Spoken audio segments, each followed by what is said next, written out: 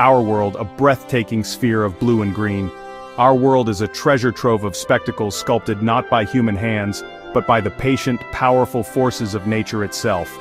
Over countless millennia, wind, water, fire, and ice have worked as tireless artists, carving, shaping, and decorating our planet with creations of unimaginable beauty and scale. These are the Earth's masterpieces, places that defy our expectations and stir within us a profound sense of awe. From the deepest chasms etched into the continents to the highest peaks that scrape the sky, a journey to discover them is a journey into the very soul of our living world. We're about to embark on an extraordinary expedition, a grand tour of 25 of the most astonishing natural wonders our planet has to offer. In the arid heart of northern Arizona, something profound has happened. It's as if a colossal hand reached down and tore the very crust of the Earth apart, not in an act of violence but of revelation. Here the planet has been laid open, its deepest secrets exposed to the sky. Nothing can truly prepare you for the moment you first stand on the edge. The ground simply falls away into an impossible abyss of color, shadow, and silence. This is the Grand Canyon, a name that feels both perfectly descriptive and woefully inadequate. It is a colossal chasm, a wound in the landscape stretching for an astonishing 277 miles. To put that into perspective, if you placed it on the east coast of the United States, it would stretch from Washington, D.C. past New York City. At its widest, it spans 18 miles, a distance so great that the opposite rim can dissolve into a hazy, distant mirage. And its depth plunges more than a mile straight down, a vertical journey through climates, ecosystems, and eons. You could stack 4 of the world's tallest skyscrapers on top of each other in its depths, and they still wouldn't reach the rim. The scale is so vast, so utterly beyond human experience that the mind struggles to process it. It defies photography, it defies language, it simply has to be felt. And the architect of this incomprehensible masterpiece? It is a testament to the relentless, patient power of a single river. For the last 6 million years, the Colorado River has been on a mission. It is not merely water flowing over rock, it is a liquid saw, armed with an abrasive slurry of sand, silt, and gravel picked up on its long journey from the Rocky Mountains. With every passing century, it has sliced deeper and deeper, carrying away an average of 500,000 tons of sediment every single day. This process was aided by the slow, steady uplift of the entire region, the Colorado Plateau, which rose like a giant block of earth, giving the river even more gravitational power to cut downwards. It is a perfect, powerful partnership between water and rock, a geological dance that has lasted for millennia. But while the canyon itself is young, the story held within its walls is ancient beyond imagination. The river has carved its way through layer upon layer of ancient rock, creating the world's greatest open-air geology textbook. Each band of color represents a different chapter in Earth's history. At the very bottom, you find the Vishnu schist, dark metamorphic rock nearly 2 billion years old, the roots of ancient mountains that were once as tall as the Himalayas. Above it, the Tapete sandstone tells of a primeval beach, lapped by an ancient sea. Higher still, the distinctive, cross-bedded Coconino sandstone reveals a vast, wind-swept desert, its dunes frozen in time. And at the very top, the creamy Kaibab limestone, full of marine fossils, speaks of a warm, shallow ocean that once covered all of Arizona. From mountain roots to tropical seas, it's all here, stacked in a perfect chronological library of stone. Perhaps the most profound story is the one that's missing. In a feature known as the Great Unconformity, the 2-billion-year-old Vishnu schist is directly overlaid by the 500-million-year-old Tapete sandstone. That's a gap of over 1 billion years, an entire chapter of Earth's history erased by erosion before the next page was written. To touch this line is to place your hand across an abyss of lost time. To stand at its rim is to feel an overwhelming sense of your own smallness in the face of this deep time. But for millennia, humans have not seen this place as a void, but as a home. This is a sacred landscape. For at least 12,000 years, people have lived in and around the canyon. It is the ancestral homeland of numerous Native American tribes, including the Havasupai, who still live on the canyon floor, the Hualapai, the Hopi, and the Navajo. For them, this is not a geological spectacle, but a living, breathing entity, a source of physical and spiritual sustenance, a place woven into their creation stories and their very identity. The canyon is not a single uniform landscape, but a complex world of its own, containing a multitude of ecosystems. The cooler, higher north rim is draped in forests of pine, fir, and aspen, while the hotter, drier south rim is home to pinyon pine and juniper woodland. Descend into the inner gorge, and you enter a blistering desert environment where temperatures can be 25 degrees Fahrenheit warmer than at the rim. This vertical world is populated by a surprising diversity of life, from desert bighorn sheep navigating impossible cliffs to the critically endangered California condor, a magnificent bird with a 10-foot wingspan that has been brought back from the brink of extinction and now soars once more over this ancient landscape. The canyon is a complex tapestry of isolated mesas, towering buttes that stand like lonely castles, and a labyrinth of tributary canyons, each a miniature Grand Canyon with its own unique character and story. But more than anything, the Grand Canyon is a silent theater of stone and light. To witness a day pass here is to watch a masterpiece being painted and repainted in slow motion. As the sun journeys across the sky, it transforms the canyon's character completely. Before dawn, it is a vast, quiet void of deep, bruised purples and inky blues. Then, the first touch of light ignites the highest points in soft mauves and delicate pinks. At midday, the sun bleaches the color from the walls, and the canyon becomes a place of harsh light and stark, deep shadows. But it is the shadows that truly define the space. They are not empty, but full of mystery. They lengthen and retreat like a slow tide, revealing new details, hidden amphitheaters, and intricate textures within the rock. They carve the vast space into smaller, more intimate rooms, constantly redefining the architecture of the canyon. And then comes the evening spectacle. As the sun sinks low, it sets the canyon ablaze. The walls ignite in fiery oranges, brilliant scarlets, and glowing reds. A final, breathtaking crescendo of color before the light fades and the cool purple shadows rise from the depths to reclaim the chasm for the night. It is a dynamic masterpiece, a daily drama of light and geology that has played out for millions of years and will continue for millions more. This daily drama plays out across rock layers holding nearly 2 billion years of history. The Grand Canyon is more than just a place. It is a perspective.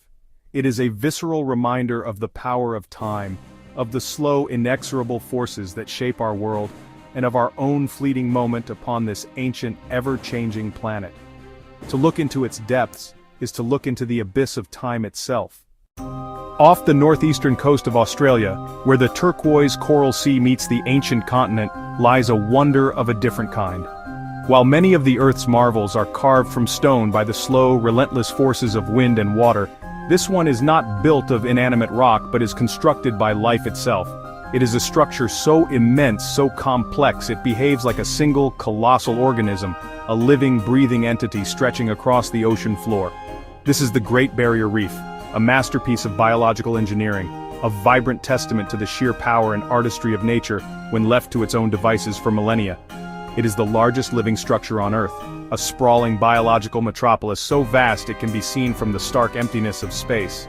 From that vantage point, it's not a solid wall, but a delicate, intricate filigree of aquamarine and sapphire painted against the deep blue of the Pacific. This breathtaking mosaic is composed of nearly 3,000 individual reefs, each a unique community with its own character. There are fringing reefs that hug the coastlines of tropical islands, and expansive platform reefs that rise from the continental shelf. Dotted throughout this labyrinth are some 900 islands, from rugged continental remnants cloaked in rainforest, to tiny, perfect coral cays formed from the very substance of the reef itself.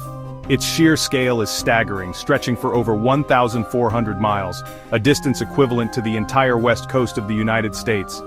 The story of this colossal structure begins with its humble architects. Trillions upon trillions of tiny creatures known as coral polyps.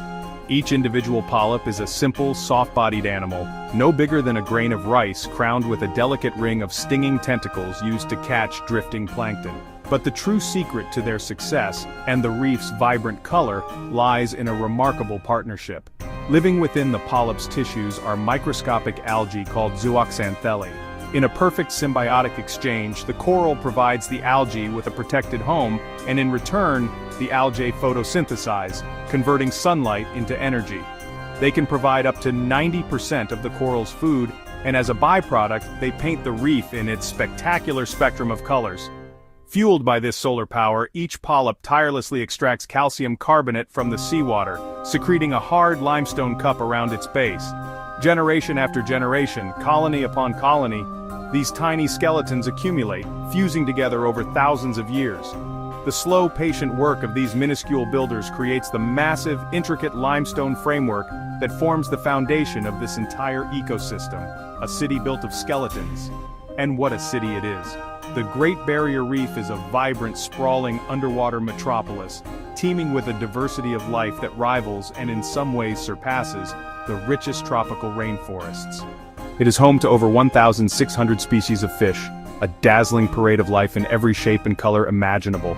Schools of iridescent fusiliers, numbering in the thousands, move as one, their scales flashing in the dappled sunlight.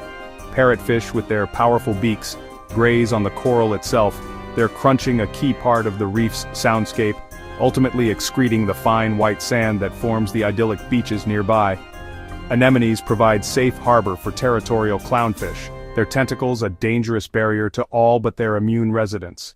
But the reef's inhabitants are not just fish. 6 of the world's 7 species of sea turtle navigate these waters, returning to the same beaches for generations to lay their eggs. Gentle dugongs or sea cows graze on vast seagrass meadows in the reef's lagoons. Majestic manta rays with wingspans of up to 20 feet glide effortlessly through the currents, while elusive octopus and cuttlefish perform mesmerizing displays of camouflage.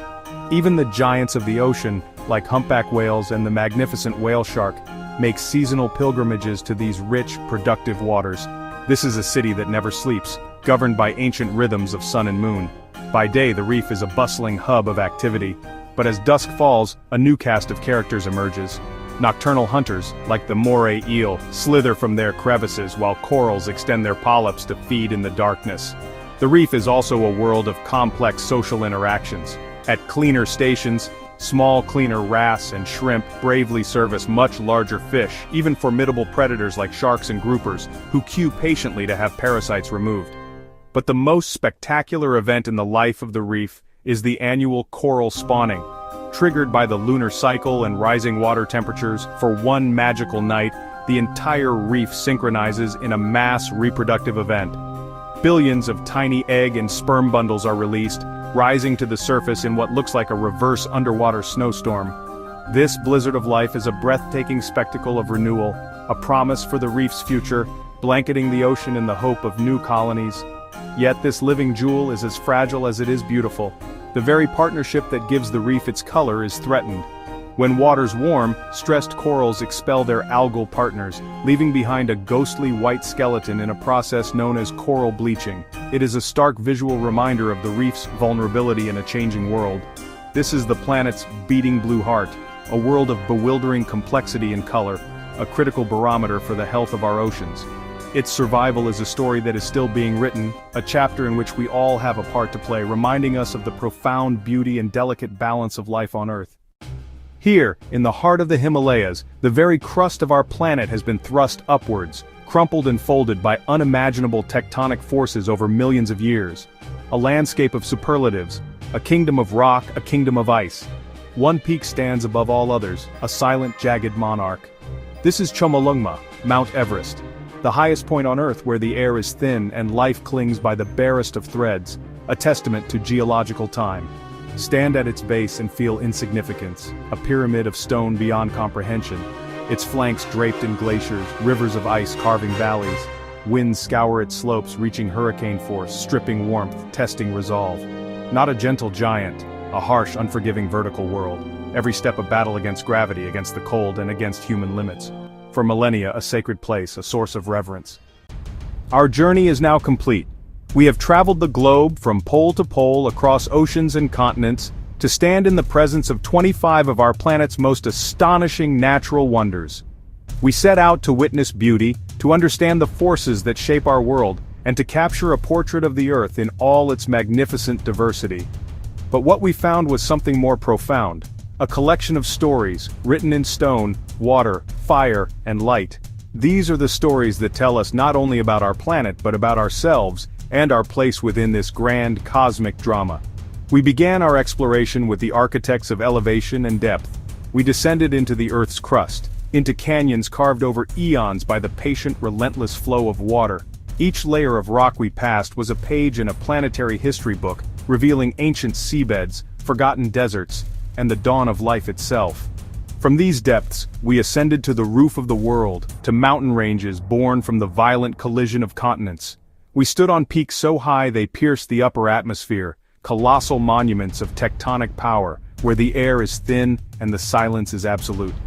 These are landscapes of raw power, a testament to the planet's restless, creative energy, constantly building and reshaping its own surface in a process that spans hundreds of millions of years.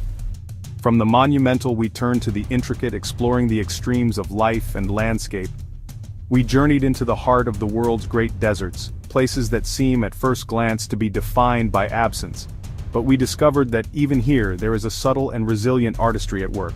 The wind, a tireless sculptor, carves the sand into endless flowing dunes, creating a minimalist masterpiece of light and shadow. And in stark contrast, we plunged beneath the waves into the most densely populated and vibrant ecosystems on Earth, the coral reefs. Here, countless tiny organisms working in concert over millennia have built sprawling underwater cities of breathtaking complexity. A reef is not a single entity but a living, breathing metropolis, a cooperative of species that stands as one of the most beautiful expressions of life's collaborative genius. Throughout our travels, we witnessed the fundamental forces of creation and transformation. We saw the slow, patient artistry of ice in the form of colossal glaciers that carve valleys and grind mountains into dust, their meltwater giving birth to turquoise lakes of impossible color. We felt the raw, primal heat of the Earth's core made manifest, as volcanoes spewed molten rock, creating new land before our very eyes, a violent, fiery birth that reminds us our planet is very much alive. And we looked to the heavens, to witness the silent, magical dance of celestial light. The aurora, a fleeting spectacle caused by the collision of solar winds and our planet's magnetic field, is a reminder that we are part of a much larger cosmic system, connected to our star in ways both invisible and profoundly beautiful. Each of these wonders, in its own unique way, tells a story. But these are not stories on a human timescale. They are chapters in the epic 4.5 billion-year narrative of our planet. To stand in the Grand Canyon is to read a history of the world written in stone. To touch the bark of a giant sequoia is to connect with a living being that has stood silent witness to 2,000 years of human history. These places are monuments of deep time, their very existence a testament to a power and a patience far greater than our own. They are not merely static locations on a map, they are dynamic, living systems pulsing with an energy that connects the distant past with the immediate present. They are the soul of the natural world, archives of memory that put our own fleeting existence into a humbling and clarifying perspective. And in bearing witness to them, we experience something profound. The turquoise of a glacial lake, the deafening roar of a mighty waterfall, the silent majesty of a snow-capped mountain. These are not just sights and sounds. They are experiences that trigger a powerful, primal emotion: awe. It is that feeling of being small in the face of something vast, of being confronted with a beauty and complexity that transcends our everyday understanding. In these moments, the noise of our modern lives fades away. Our anxieties and ambitions seem insignificant. We are simply present, connected to something fundamental and essential about our place in the universe. This connection is a deep human need. It inspires humility, it commands respect, and it stirs within us a powerful sense of belonging to this one remarkable world. It reminds us that we are not separate from nature, but an intrinsic part of it. Yet, for all their grandeur and seeming permanence, these wonders are fragile.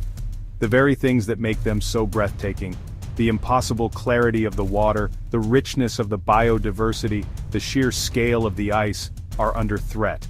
The slow geological time that created them is now colliding with a new accelerated force of change, our own human activity. The same forces of creation continue their work, but they are being overwhelmed. The vibrant reefs, which took millennia to grow, are bleaching in warming oceans. The ancient glaciers which carved the continents are melting at a rate unseen in human history. The great forests that regulate our climate are disappearing. The delicate balance that sustains these wonders is being undone in the span of a single lifetime.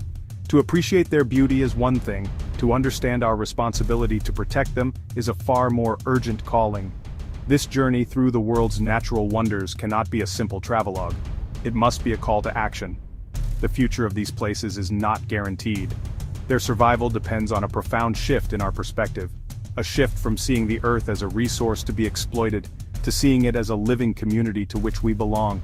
It requires us to listen to the stories these places tell, to understand the intricate web of life they support, and to recognize that their fate is inextricably linked with our own. The protection of these wonders is a task for scientists and policymakers, but it is also a responsibility that falls to each and every one of us. It is in the choices we make every day, in the values we teach our children, and in the collective demand for a more sustainable future. The story of our planet has been one of creation, resilience, and breathtaking beauty. The next chapter has yet to be written. The legacy we leave, whether it is one of ruin or one of restoration, will be our generation's monument. Let us choose to be remembered as the generation that saw the wonder, felt the awe, and found the wisdom to protect it for all time.